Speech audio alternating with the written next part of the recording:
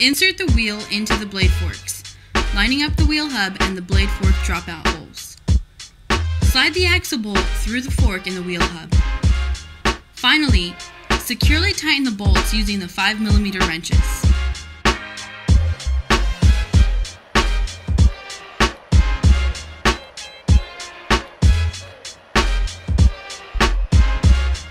Lift the handlebar up and fully insert it into the fork.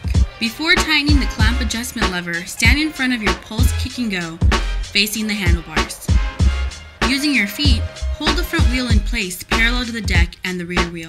Keep the front wheel between your feet as you adjust the handlebars so that they are aligned with the front wheel. Hold the handlebars with one hand and fold the clamp lever inward.